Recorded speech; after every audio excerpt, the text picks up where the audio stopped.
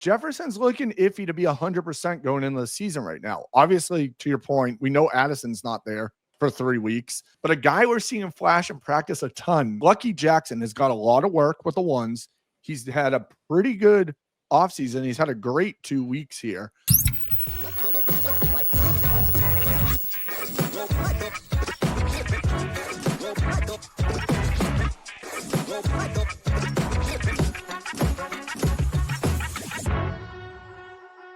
We're almost here, folks. The precipice of the 2025 football season. We've got a preseason game in the bank, 2 more on deck after this weekend. Everybody's just going to have 1 preseason game left. So we're almost there.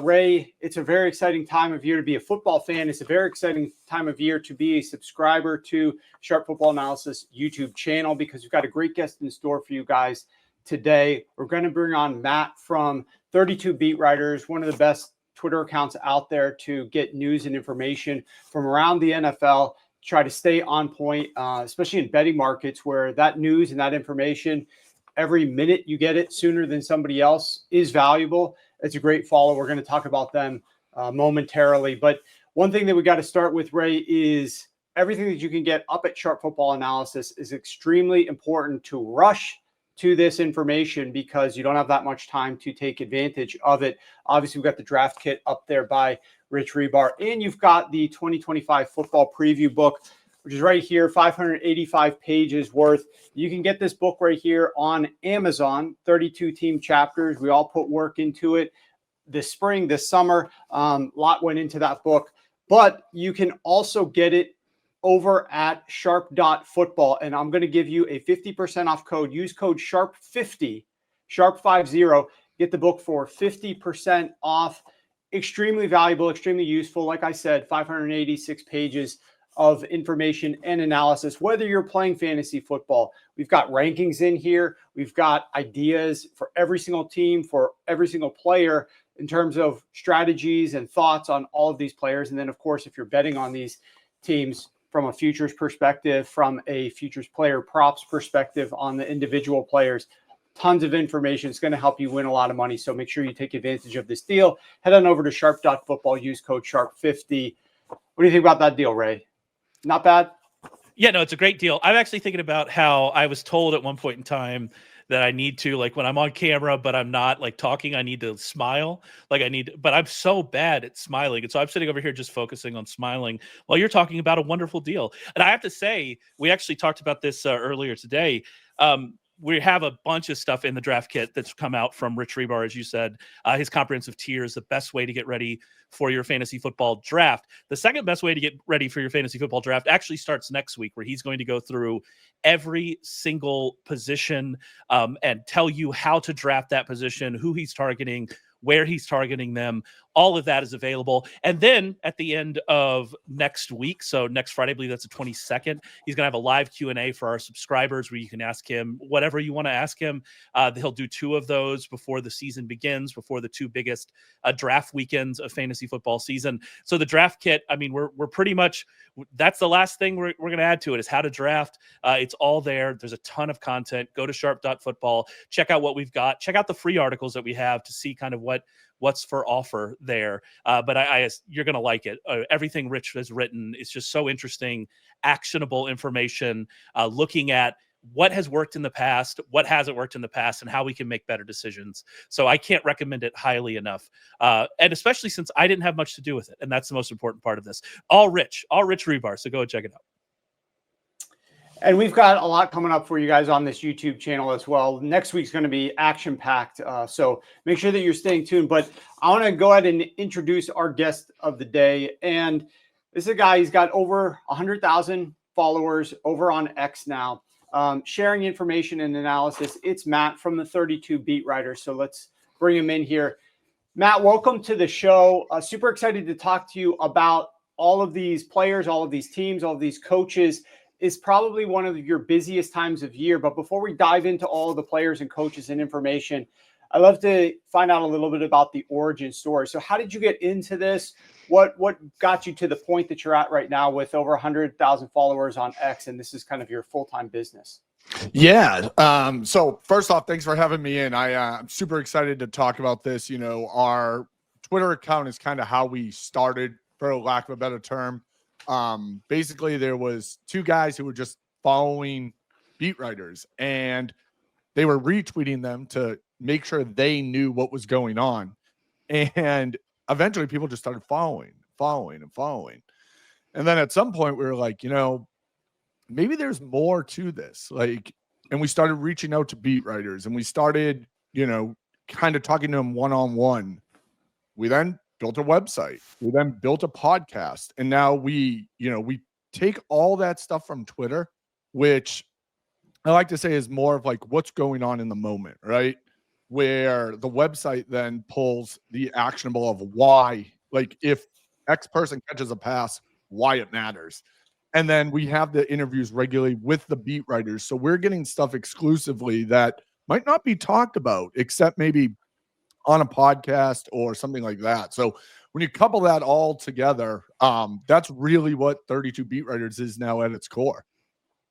So what I respect about that is, there's a lot of what we would consider aggregators out there, and some of them come to mind. One of the ones that I have now since blocked would take, first of all, they would take information that they see a reporter tweet elsewhere and just repurpose it as their own original tweet and tweet that out. You guys most of the time will quote tweet or just hard retweet those tweets to get your timeline filled with the information, giving credit directly back to those beat reporters, back to the origin of the news piece. And I really respect that. The other thing Dove would do all the time is just steal tweets of mine, of other people, and just repost those as his own stats. And it aggravated the hell out of me. Sure. And no matter how much you engage with that person in DMs to try to tell them to knock it off, there's just not a level of respect there. And so eventually they got the block button. But there's too many of those aggregators out there that end up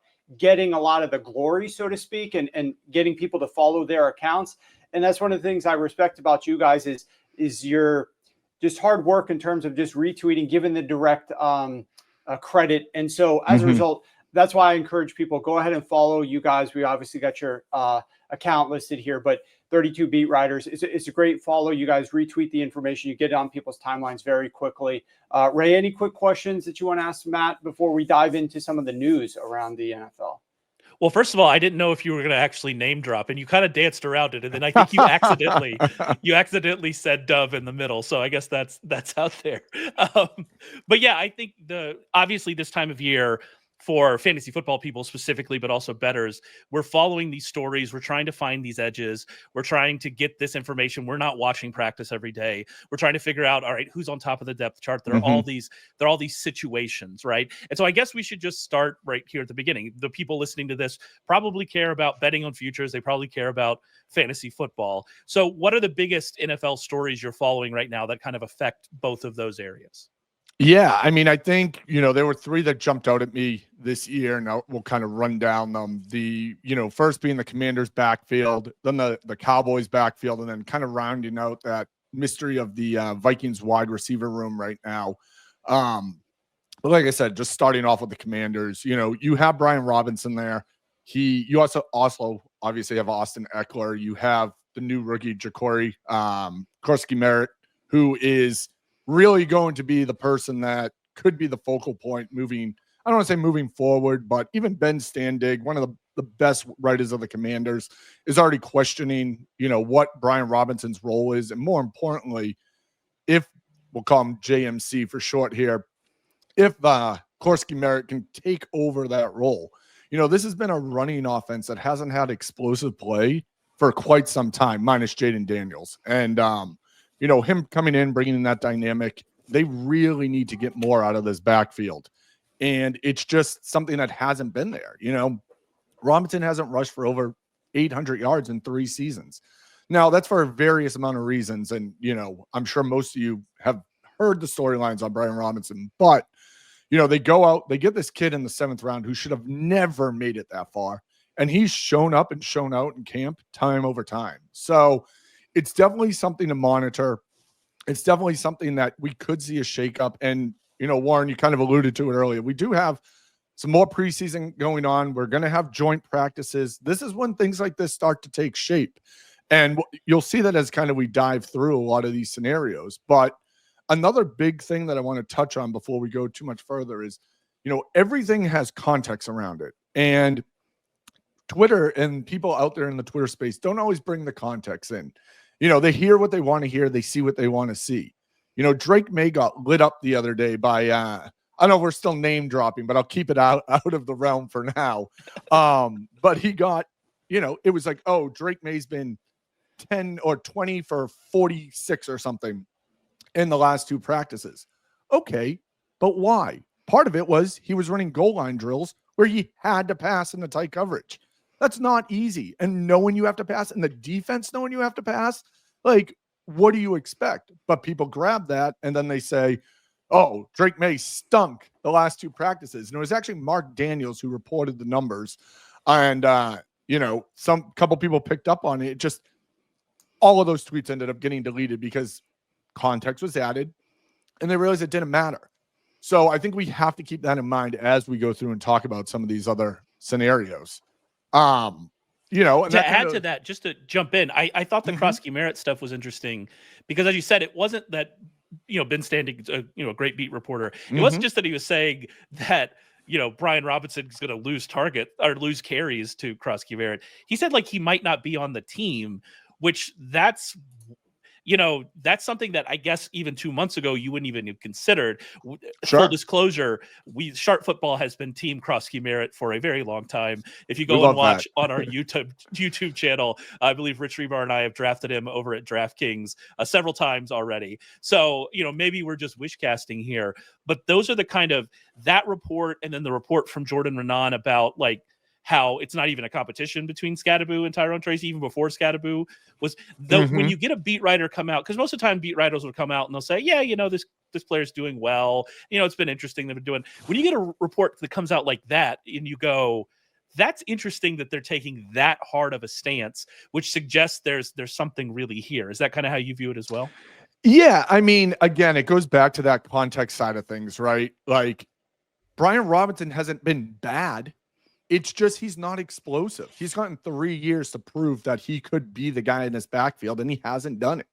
So, when someone is lighting it up regularly, and that's another thing that's ultra important about all of this, is that you want to find patterns in, day to day, week to week, and see momentum build with certain players. And that can be anything. That can be a rookie, that can be a second-year guy, that can be an 8-year guy. Like, players that emerge tend to have off-season, patterns that come with them.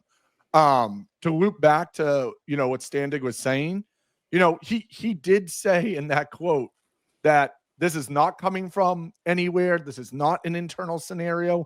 It's just a gut feeling. So again, does he think it's going to happen? Maybe. Does he know it's going to happen? Absolutely not. But when you go back to the JMC scenario and you're seeing explosive run after explosive run, how the heck is the Washington coaching staff going to bench this guy? You think Kingsbury, who by this time normally is hanging on for his job, is going to go out there and just be like, I don't want to see this offense succeed. We'll just let Jaden be the guy who's running the ball because we're so ineffective out of the backfield. If JMC gets in the game, he proves that he can do it, then you almost are forced to play the hand. So that's kind of how I see that playing out. In addition, just one last thing. We do futures. We're going to talk about some of your favorite futures as well at the end of this. But one of the futures that we already put up as part of our package was Brian Robinson under rushing yards. We got it at 750. It's down to 700 right now. Brian Robinson, obviously, this team played the 5th easiest schedule of run defenses last year. It's going to be more difficult this year. Might not be as in many favorable game scripts this year. So there's a lot that factors into that one as well. But we are definitely, if you're interested out there on the rest of our futures, we've got like 14 of them up there. This is one of those. Got more coming. That's going to be up at the futures package over at sharpfootballanalysis.com. We talk about the Cowboys backfield. This one's fascinating to me because this is an offensive line that's had some injuries already this preseason. This is a rushing attack last year that was very unsuccessful. Obviously, Dak Prescott's going to be back now, so the passing game might be able to lighten the boxes at times, open some things up for the running backs. But where do you see this running back depth chart shaping out, and who do you think is going to take the workload to start the season?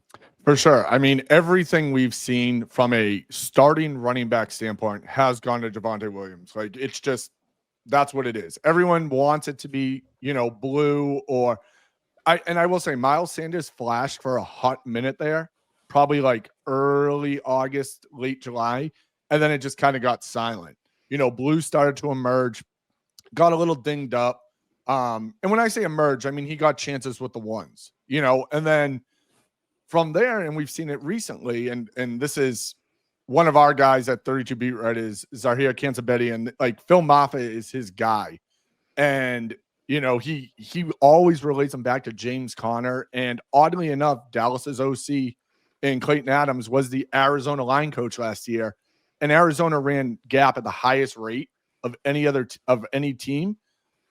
If you look back at Maffa's history and everything, he excels like crazy in gap schemes. So something to keep an eye on there. I definitely think we see Javonte to start, but it might be a scenario where, he's not exactly the epitome of health. He's not exactly done anything spectacular. Dallas needs something in this backfield and needs something to get excited about. So definitely something to keep an eye on there. And the Javonte Williams, I mean, we've talked about it on this podcast before. It's sad because what he was before the injury was a much different player than what he is now.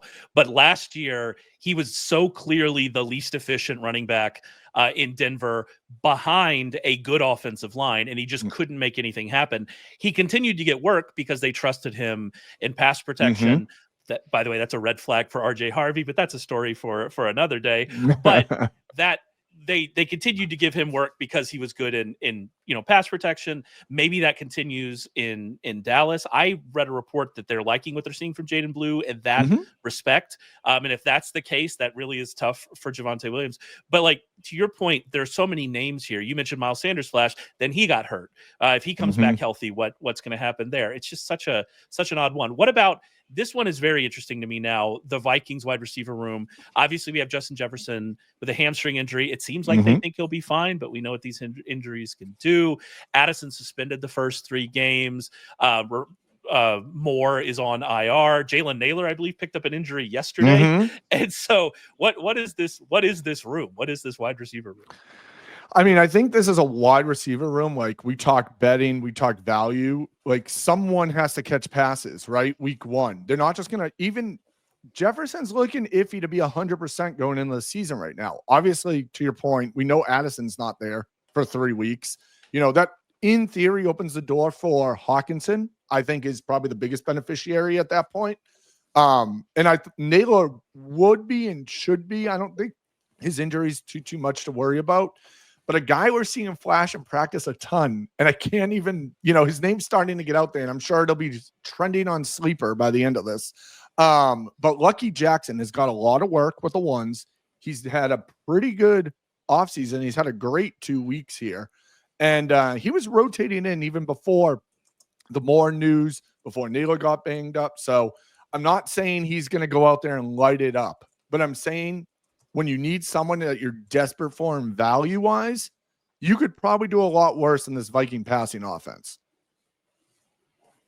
And kind of speaking about these injuries, I mean, I guess that's the perfect segue, right? Or I'd like to go in and talk about that has been dominating this training camp, it seems like, has been some of these injuries, the Matthew Stafford injury and all of the memes that have come out of it really, really work. I guess that's what happens when you associate yourself with a Paltrow. But that's neither here nor there. But when we're getting, talking about injuries, and I think it's a lot just trying to figure out, are they just playing it safe with this guy, or is there actually something there? And so I think Stafford's a great kind of transition into this. What do we know about Stafford? What do we expect here from him? Football season is right around the corner, and there's no better way to lock in your fantasy dominance early than with Best Ball on DraftKings, where you draft once and ride your roster all season long. And right now, DraftKings is giving all customers a can't-miss offer. Draft one, get one. Enter a lineup in the $15 million Best Ball contest for just $20, and you'll score another Best Ball ticket to play free for a share of $15 million, giving you a second shot to win big. It's easy. Just draft your dream team once, no weekly management required, and let your top scorers automatically start each week. Across the whole season, every breakout star, every clutch play, every touchdown will count towards your quest for a share of $15 million. And if you're looking for someone to plug into your best ball lineup, there's nothing better to buy than year 2 wide receivers. Looking at wideouts that have been selected outside of the top 24 based on years in the league, second-year wideouts have delivered the highest hit rates for beating their ADP and delivering wide receiver 1 and wide receiver 2 scoring seasons. Download the DraftKings Daily Fantasy app now to draft your $20 best ball lineup to play for a share of $15 million and get a second ticket to play free for a share of $15 million. That's 2 chances to win big without ever setting your lineup again. Draft one, get one. Only on DraftKings. The crown is yours. Stafford wants to practice. He wants to be out there. Every player wants to play. But I mean, it's been said, McVay's come out and say it, like they are being ultra cautious. I think the exact quote was cautious, cautious, cautious. He's going to test it out this Saturday. The same thing he went through earlier this month. Obviously, his back seized up on him earlier this month when he did so. So it's going to be a very similar test. If that's the case and he passes, I mean, he's going to be, in theory, cleared by the Rams team. So I think this is more of a precaution, or it is a precaution. Now, that being said, obviously a back injury can flare at any given moment. These guys play football. Jimmy G has looked pretty good in camp. I'm not saying that Stafford goes down, Jimmy G comes in and we don't skip a beat, but it does look like Stafford's going to be good to go. He's going to start the season, and this offense should be humming along from that. So obviously any type of injury to a quarterback like Stafford, who carries that team for the majority, especially the downgrade, is Jimmy G. We saw some of his medicine balls tweeted out on the timeline yesterday, trying to kill Devontae Adams again. But talk to us a little bit about the fact that, my impression was they got Stafford like 59 passes in practice or something like that a week ago. And then he was going to start practicing again with the team. He was coming back. He obviously hadn't been ramped up at that point. And then all we've seen is this past week, he's sitting in this, Winnebago, getting some red light treatments. And so at that point, what is exactly going on? Was that a step back? Like that wasn't planned? Weren't they planning to, after he does this throwing session, introduce him into practice this week? And so something from that throwing session still wasn't quite 100%. Do we know when they're actually planning on getting him reinserted back into this offense? Have they set a date? Like, I want to know when that next date might be, if we know it, to see if he hits that or if he continues to fall short of that date. Because obviously from a betting perspective, that changes availability. Everything that I have heard this offseason is Stafford has a back. It's not great, but expect him to probably be ready for week 1. However, after that, who knows, because it's a back and everything could go wrong with a back very quickly. I know from personal experience, it's not fun having a lower back issue, but if he's not ready for week 1, that obviously changes everything. So what is the next timeline for Matthew Stafford? When is the next throwing session that he's supposed to actually have? Is that news out there yet? I mean, throwing session, I personally haven't heard anything about it. Testing the back, and now they don't exactly lay out how exactly they're going to test it this Saturday. But you better believe that there'll be reports after that goes down about what happened, what the next steps are. So I think it's all eyes on Saturday right now, and what the Rams do with their training team and how Stafford comes out of that scenario. Okay. So let's I would like to thank Stafford for allowing me to explain to Warren the other day what goop is. That was really a fun conversation that we got to have. I learn constantly from Ray and Rich and the team on all these different things. But let's pivot to Joe Mixon real quick. What is the story with Joe Mixon? There's a report out there today. I think Ray, you shared this in our Slack channel. Jeff Mueller tweeted, I have received info from 2 different people. That info has been enough for me to fully remove Joe Mixon from my board for 2025. Rich has been selling Joe Mixon all off season. Ray, you would know that better than I would. What has Rich been saying about Joe Mixon, Ray? Well, I mean, it seems everything about this situation seems like it's one of those types of injuries that's just going to linger and is going to be a problem. And we're probably going to have Joe Mixon miss games, if not much longer than that. And I believe the word in that, so I worked at Roto World for a long time on the news feed. That's where I kind of got my start. And so you learn to read these beat writer reports. This is why I love 32 beat writers, is because we're doing the same work and y'all are doing the same stuff. But whenever, this isn't a beat writer, it's a national guy, when Ian Rappaport came out and called that foot injury, quote, frustrating, that's a word that is associated with an injury that we really need to pay attention to. Now we have Mixon going further, and we're still here. He hasn't practiced. Everything points to me of this being something that's going to force him to miss time, maybe even longer than that. Like, I wouldn't be surprised in 2 weeks if we hear he ended up getting season-ending surgery because they couldn't get it where it needs to be. Like, this feels like it's on that track. Is that kind of your read of it as well? Yeah, I mean, it was interesting. We talked to Aaron Wilson about this at length on one of our podcast episodes recently, and it was kind of sad because Aaron was saying, he's like, Houston needs Joe Mixon. Yeah. Like, they really need Joe Mixon to get this offense where it needs to be. And I think because of that, Nick Chubb, who was obviously running with the ones while Mixon is gone, hasn't really looked great. He hasn't looked like Nick Chubb. Now, obviously, he's not going to look like Nick Chubb of past. Anyone who thought that is kind of insane. But that being said, Aaron Wilson also said that Chubb, wasn't doing anything bad. He might be the Najee Harris of this year and just plodding his way to, consistent points. I think what's interesting with this is if Mixon does go down and he is out, let's just call it for extended time, whatever that may look like. It's not just going to be Chubb going along. Woody Marks has really come on lately.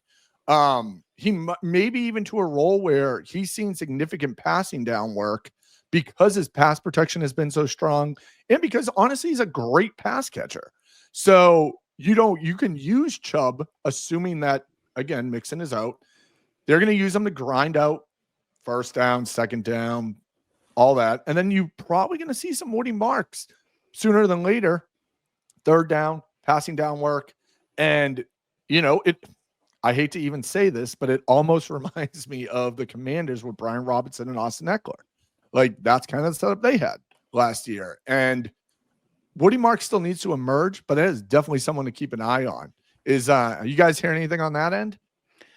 Yeah, I mean, the Woody Marks, like you're describing exactly what we thought he was coming out of school. It's like he could fill this role. And you brought up Nick Chubb. Nick Chubb is just, we'll see, he's another year removed from the injury, but he's also now another year older. Nick Chubb, obviously, in his prime was, I think, the best running back, pure running back in the league. He was not that last year. Awesome. He was one of the least efficient running backs in the league. In fact, I believe in several key metrics that I track, he was the least efficient running back in the league among qualified running backs.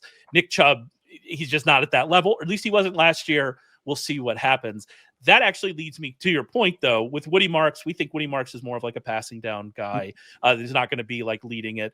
Nick Chubb, I don't know how good he is. I've been on Damon Pierce the last few weeks. He had a good practice recently. The last couple rounds of DraftKings drafts. I have been focusing on Damon Pierce, especially now that with this offensive coordinator change, we're going to see them. It's not going to be like they're going to be an entire exclusively counter power like Steelers teams of days past, but they're going to use more gap schemes, and that's going to be much better for Damon Pierce, who was really miscast under the last offensive coordinator. So I've been on Damon Pierce, but I think your overall point about Marks is good because even if it's Chubb or Pierce, if it's not Mixon, neither of those two guys were expecting to really produce in the passing game, and that's really where Marks makes sense. So I think it's a good point there with him. What about this? So I always like to think about, as the public, and I can include myself in the public, we have our like our mindset on what a situation is, right? And what a situation is going to look like.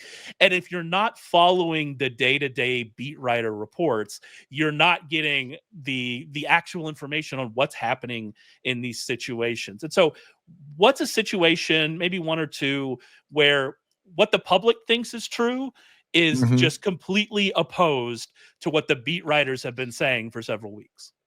I mean, I think the first one that jumped out at me was the Las Vegas Raiders offense. You know, it's been so much of the two rookies, right? Jack Betch, Dante Thornton, like, oh, they're coming on, they're emerging. And everyone just kind of laid low on Trey Tucker. Trey Tucker has been lighting up training camp recently.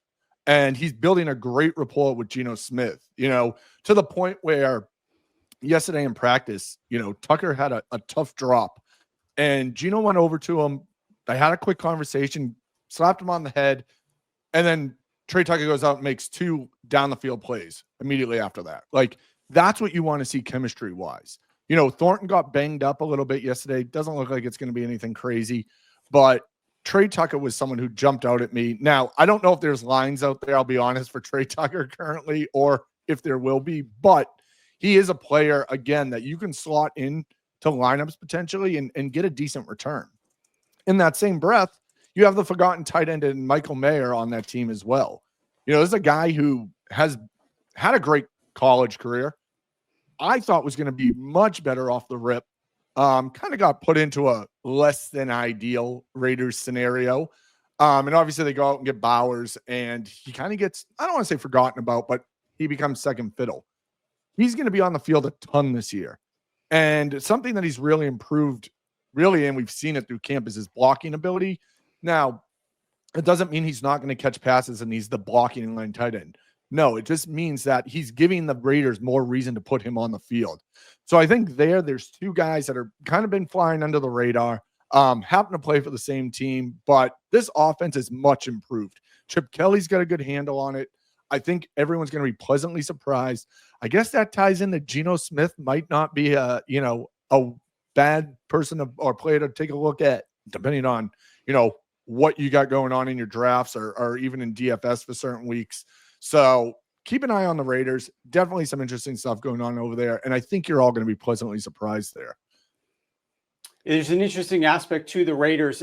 You know, the Commanders last year, they replaced their quarterback, they replaced their coaching staff.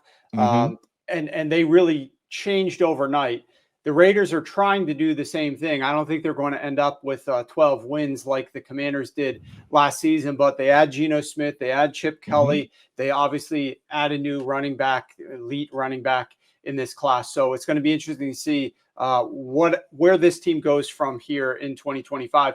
Let's also talk about a topic that really was building up steam, and then we hit last week, which was 2 news stories about the Miami Dolphins backfield. One, Tyreek Hill trying to tell Mike McDaniel how to utilize the running backs better, and then Mike McDaniel trying to follow that exact blueprint in Week 1's preseason game against the Chicago Bears, and it failing miserably down at the goal line, blowing up in Tyreek Hill's face. And so now here the Miami Dolphins are trying to figure out how they're going to execute in short yardage. If you're following my timeline on X or this YouTube channel, you've already seen posts of videos about how I think they can make some changes from a personnel perspective, not just interchanging running backs, but how they're running out of heavier sets right now, spreading the field a little bit more, using more 11 to open things up in some of the short yardage rushing and have some better success. But talk to us about that Miami Dolphins backfield in terms of some of these other players that they might try to work in, or where Devin Achane stands in that backfield right now. Yeah, for sure. I mean, one of the things that I thought was really interesting is when the offseason started, there was this whole, like, we're going to be a 1-2 punch with Achane and then Jalen Wright. Jalen Wright has not been putting together a great camp. And that doesn't mean I'm knocking his talent, because, I mean, it's someone who's attended pretty much every UT, University of Tennessee, home game for the past 3 years. I've seen him play. And I think the talent is there, but it's just not coming together in Miami. And that, Warren, that could be 100% have to do with what you were, kind of alluding to with the scheme and whatnot. What I do think is interesting is that they go out, they get Ole Gordon, who does kind of put together, a decent training camp, and he's come on strong as of late. To your point, they that Miami backfield has to do something. This looks like a team almost spiraling, or at least from the outside. The beat writers are saying that. The pulse in Miami is that. It just seems like they have to get something that's going to work. And it also seems like Mike McDaniel is just throwing spaghetti at the wall and seeing what sticks half the time. If you're to your point, if you're listening to Tyreek Hill on how to use your running backs, and then you're actually doing so, there's probably much bigger problems, and not only in the running back room, but obviously across the team. And the cohesiveness of that is going to play into every single position and every single skill group. So I do think that we're still going to see, the Miami backfield getting mixed up, but and don't get me wrong, Achane's going to lead this thing. They are significantly better with him on the field than off. However, he's not built to be that every down grinder, 350 touches kind of a year guy. So they are going to have to figure out another way to utilize someone. I thought it was Madison for a bit. He was having a really good camp. Obviously goes down with the injury. So we're going to see this kind of play out over the next couple of weeks, but definitely something to keep an eye on of who emerges behind Achane and kind of fills that RB2 role in Miami. Okay, so let's conclude here with what everybody loves to hear. We've obviously got some great information thus far out of you. And I love particularly the note that Ray made about public perception versus what you're actually hearing, because that is what helps you win in fantasy football or betting markets when the most of the public is thinking one thing, but there's actually a different truth out there. That's so important. And so that's why following you on X is a vital thing for everybody to go on. Just hit that follow button right now. Also, by the way, hit the subscribe button to this YouTube channel right now as well. Easy things for you to do right now. Both are free. But let's talk about bets, DFS, etc. Sure. What a lot of people probably love to hear. So I'm going to list off a couple of guys one by one. Let's do rapid fire here. I want to get your take on what you think of some of these players. I know you've listed them out. So we've got a cheat sheet here for you. Talk a little bit about Kyle Pitts. The line is around 500 yards. Everybody's off the bandwagon of Kyle Pitts based on having burned by him so frequently in the past. What are your thoughts on Kyle Pitts? So the line, and the reason it jumps out to me is, you got Mooney who's injured. Pitts has been getting work. He had a really good start to the offseason. I was on this very early. It just seems like him and Penix have a good connection, and I'm going to take advantage of that. I think this guy has fallen so far. Like the post-type sleeper quote, that could be Kyle Pitts. He's not probably going to go out and win your league, but he's going to be a guy. I mean, we're talking if he stays healthy, 40 yards a week less that this guy needs to get. He has a couple big weeks, and you're basically halfway there. So that was kind of my logic with that one. I've been in on that for quite some time. His teammate as well, I'll cue it up right here, Drake London. I mean, the connection seems to be absolutely unstoppable between him and Penix.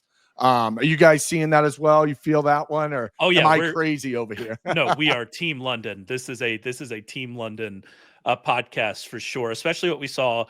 I think the thing that was good for Drake London that we saw with Michael Penix at the end of last year was that we had the target share with Cousins, right? But we didn't have the explosiveness. And Penix, because of the way he played, and I assume they're going to want to rein him back a little bit in year 2 because he was Will Levising a little bit out there, throwing it down the field.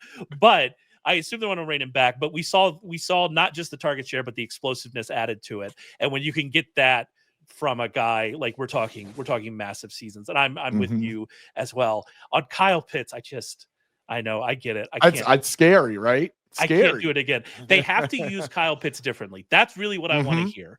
I want to hear that they're using not, whatever, that they feel good about him or that he's getting targets. Because you're right. They need somebody. If Mooney's not going to be back, and some of the Mooney news isn't great, that they're going to need somebody. They need to use him differently because they were using 100%. him last year around the line of scrimmage. They were using him in line. He had a career low 8.4 yards per target, and he just doesn't create after the catch on short targets. That's not his game. Like, his athleticism does not translate in that well. He had just a 3.8 yards after catch average on targets of 10 or fewer yards downfield last year. That has been consistently a problem throughout his career.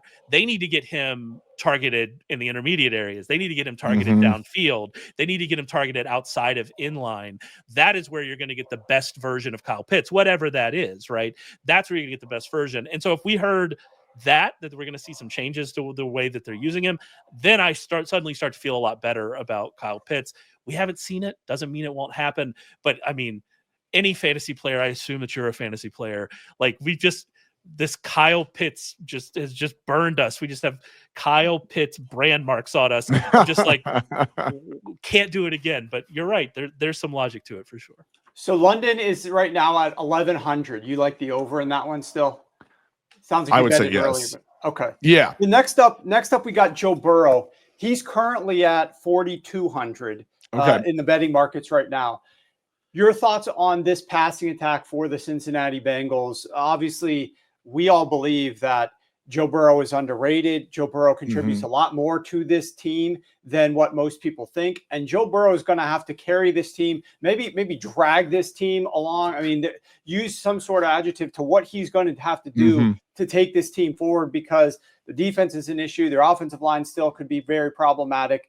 What is your take on Joe Burrow and what he needs to do this year and what he's going to do with a passing total at 4,200 yards? Yeah, sure. I mean, how do you watch that last preseason game and not want to be on this over? You know, that, and then you hit the nail on the head. This almost is an indictment of the Cincinnati Bengals defense as well. You know, obviously, you know, we've seen camp reports they're getting better. I mean, what does that mean? When you go from 1% to 2%, you grow 100%. You know, I think it's kind of one of those scenarios. So, you know, Burrow, obviously they bring Higgins back. You got Chase, you got Higgins. You know, they bring in Font, which I think is a completely underrated scenario. You know, that's something that they haven't had a tight end like him in Cincinnati in quite some time. Man, I can't even actually think of a time. It's probably been, oh my goodness, can't even think of the guy's name. That's how long it's been. So when you kind of pair all that together, you know, I would love to be saying Trey Burton's going to contribute to this, but I don't know that I can convince myself of that. But just this offensive structure, the lack of defense, you know, I'm really curious after week one what the over-unders start to look like for any team playing Cincinnati, you know, because their only strategy, and kind of similar to last year, is going to be to score points and wear it down, because I don't see this defense, based off of what we've seen in camp, being able to stop too much too regularly. So when you put that all together, it's one giant package. 4,200, great. He threw for 4,900 yards last year. I don't see how, if he stays healthy, he doesn't go over that 4,200 mark. And that's a big thing, just staying healthy for Joe Burrow. Behind that line, can he do it? The amount of dropbacks he's going to have to take, the amount of attempts that he ultimately will have. But if he's out there for 15, 16 games, I mean, this team's probably winning, probably going to the playoffs, probably going over this passing yards total. So the question is just, can he do it all year long and carry this team forward? And if he can, Ray, like maybe he's in MVP contention. I don't know, but like this team just is lacking. I know they've got the elite receivers, and you know, Matt mentioned some of their other contributors, but he's going to have to do a lot this year for this team. Yeah, I mean, he would have been in the MVP conversation even despite Lamar Jackson's like outstanding year, and obviously what Josh Allen did. If they had made the playoffs last year, he was still kind of in it last year as well. You mentioned the total. I do think the total aspect is interesting. Week one, I just went and looked it up. Their total against the Browns, they're in Cleveland in week one, if I'm remembering correctly here, looking at this correctly, and that total's 45.5. And I would assume it's because everybody thinks the Browns are bad. But do we think that Joe Flacco? We don't think Joe Flacco can light up this Bengals defense. We don't think the Cleveland Browns Joe Flacco of 2 years ago go out there and throw for 390 yards. Joe Flacco, he can't light up this Bengals defense. I don't know. I'm interested, Warren. We're gonna make a note of that one. I'm interested in that one. All right, we'll note that one. We'll finish up here with Matt by asking him about Stefon Diggs. And He's obviously wide receiver 1 now for the New England Patriots. His total passing yards right now is 750. You mentioned receptions. I would love for them to post receptions. I don't know why we haven't seen any reception lines posted. We haven't seen any completions lines posted for these receivers yet.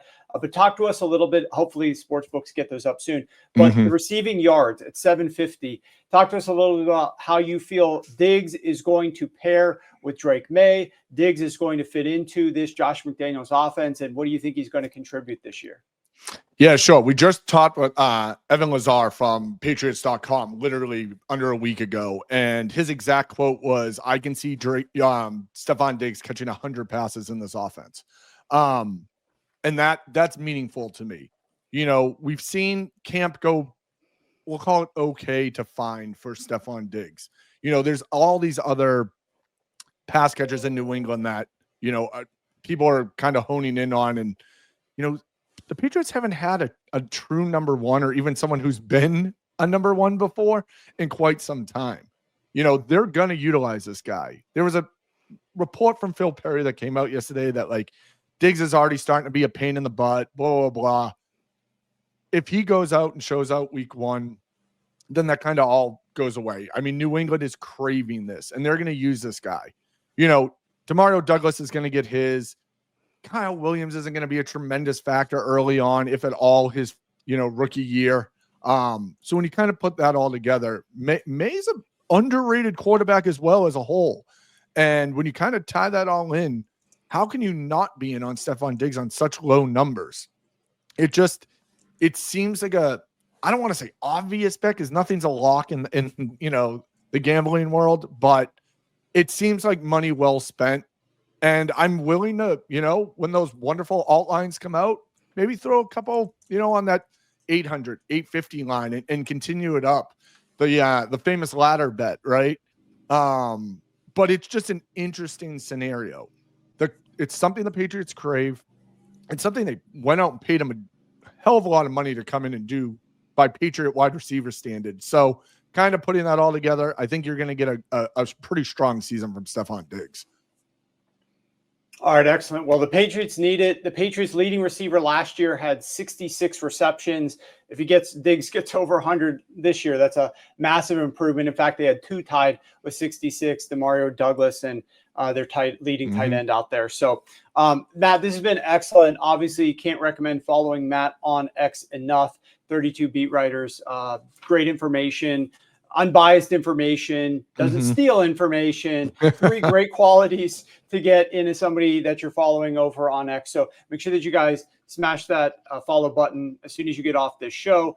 Make sure you guys are subscribed to this YouTube channel, Sharp Football Analysis. And of course, make sure that you go over to sharp.football and use the coupon code SHARP50 at checkout to get the PDF of this book right here, all 586 pages, 50% off.